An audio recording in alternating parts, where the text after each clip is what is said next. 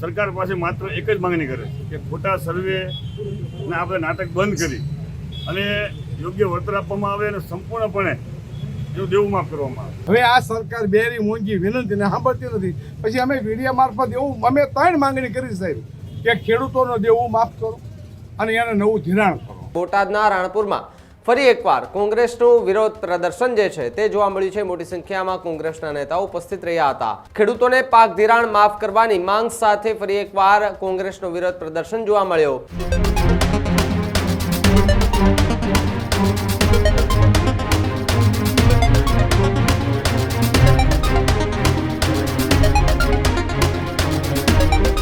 રાજ્યમાં પડેલા કમોસમી વરસાદને કારણે ખેડૂતોને ખૂબ મોટું નુકસાન વેઠવાનો વારો આવ્યો છે, ત્યારે ઠેર ઠેર જગ્યાએ વિપક્ષ જે છે તે મેદાન આવી રહી છે અને વિરોધ પ્રદર્શન કરી રહી છે। ત્યારે બોટાદના રાણપુરમાં ફરી એકવાર કોંગ્રેસનું વિરોધ પ્રદર્શન જે છે તે જોવા મળ્યું છે। મોટી સંખ્યામાં કોંગ્રેસના નેતાઓ ઉપસ્થિત રહ્યા હતા।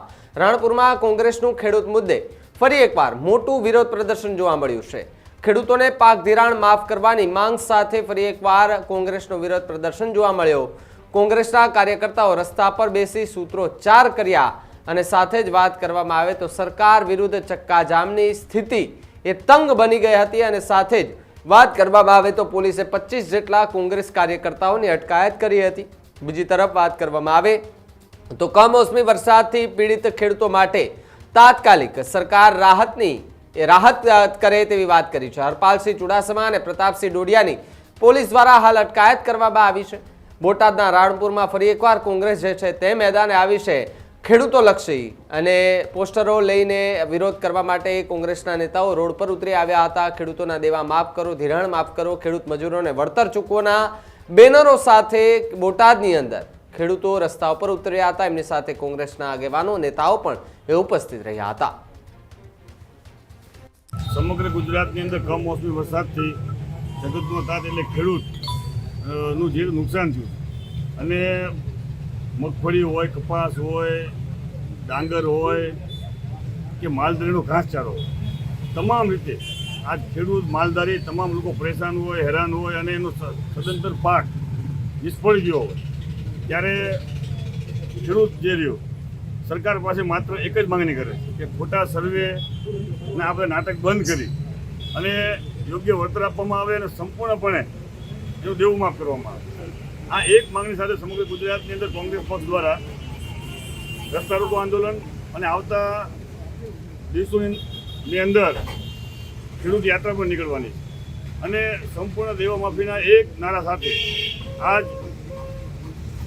સમગ્ર ગુજરાતની અંદર આદિવાસી પટ્ટો હોય, સૌરાષ્ટ્રનો પટ્ટો હોય, કચ્છ, ઉત્તર ગુજરાત તમામે તમામ ખેડૂત એક જ માંગણી કરી રહ્યો કે સંપૂર્ણપણે દેવું માફ કરવામાં આવે અને ક્યાંક ને ક્યાંક આ રાણપુર તાલુકો જે રહ્યો એને 2016-17ની અંદર સરકારે દુષ્કાળગ્રસ્ત જાહેર કર્યો છતાં પણ એનો પાક વીમાનું હજી પણ વળતર મળ્યું નથી।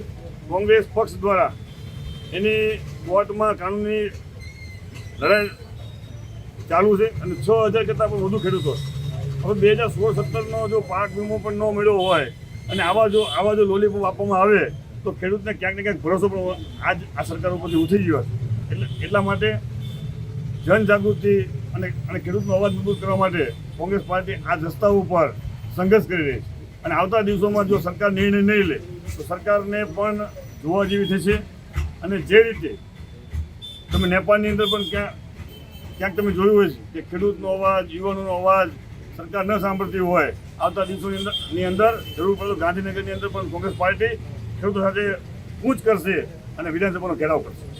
આ વિરોધ પ્રદર્શન એટલા માટે થયો સાહેબ કે અમે આ જ્યારથી અતિવૃષ્ટિ થઈ ત્યારથી સતત સરકાર આગળ વિનંતી કરવી છે।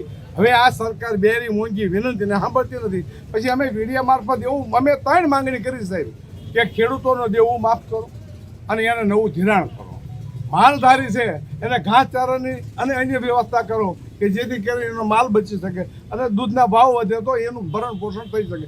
ત્રીજો મુદ્દો એ હતો કે મજૂર, જ્યાં આજે મજૂરને મજૂરી નથી મળતી, આ પરેશાન છે ખેડૂતો, મજૂરો, માલધારી હેરાન છે અને રોડ રસ્તા ઉપર આપ પૂછો છો સાહેબ પણ રોડ રસ્તા પર આ દેશનો જવાન અને જગતનો તાત બે રોડ ઉપર આવી ગયા છે અને અમારે રજૂઆત કરવાની પોલીસ ધરપકડ કરે એટલે ભાઈ કઈ અમે ગુનેગાર નથી, અમારે ગુનો કરવો નથી. એમનું કહેવું એવું થાય છે કે ભાઈ લો એન્ડ ઓર્ડર 100%ની વાત માનીએ છીએ આપણે. એમાં સરકારે જે નિયમ કર્યા હોય અથવા જે એમને પાલન કરતું હોય મને સમજતી, પણ સાહેબ લો એન્ડ ઓર્ડર આખા હિન્દુસ્તાનની તમામ જનતાને પહોંચે છે. આ રાજ્ય સરકાર હોય અહીંયા ભારત સરકાર હોય એટલે સાહેબ રોજી રોટી અને કપડાં આની જવાબદારી રાજ્ય સરકારને ભારત સરકારની છે. એ આપણું બંધારણીય હક છે, તો એમાંય લો એન્ડ ઓર્ડર હોવો જોઈએ ને. એને લાઈન ગાલી દો કે ભાઈ તમે કાયદો બને પાલન નથી કરતા. હવે એ નહીં કરે એટલે આ જગતનો તાજ ખેડૂત ન છૂટકે રોડ ઉપર આવ્યો છે. સાહેબ વહેલી તકે જો આ વહેલી તકે નિર્ણય સરકાર નહીં જાહેર કરે તો સરકારને આ ભાઈએ વાત કરી મારે નેપાળવાળી થાતા વાર નહીં લાગે. આ લોકો પોતે આપઘાત કરે ને, આપઘાત કરીને મરી જવું એ કરતા પોલીસની ગોળીએ મરી જવું વધારે અમે આવું છે આ દેશી ખેડૂતોની. ઓકે.